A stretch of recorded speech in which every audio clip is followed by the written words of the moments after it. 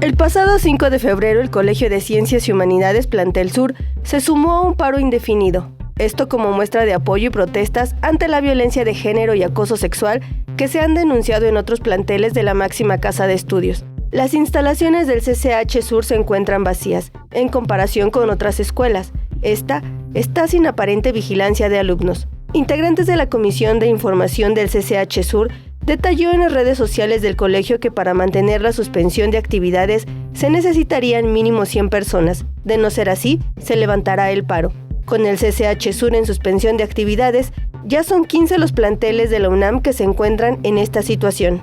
Las escuelas que están en paro indefinido son la Facultad de Filosofía y Letras, Preparatoria 9, Prepa 3, Facultad de Ciencias Políticas y Sociales, Facultad de Artes y Diseño y el CCH Sur.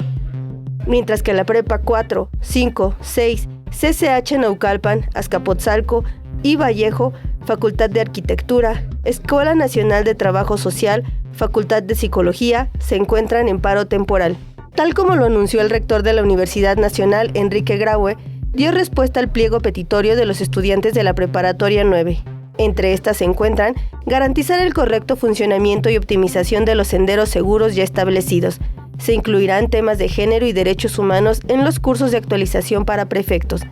Para garantizar respeto, seguridad y el pleno desarrollo de las actividades de la comunidad, la información de la víctima será confidencial y se velará por su resguardo en términos de la legislación en materia de datos personales y aquella que resulte aplicable. Quienes requieran de apoyo psicológico serán atendidas por personal capacitado con el apoyo de la Facultad de Medicina, Facultad de Psicología y Facultad de Estudios Superiores Iztacala, entre otras. Con imágenes de Liber Rodríguez, Mariana Sánchez, 21 Noticias.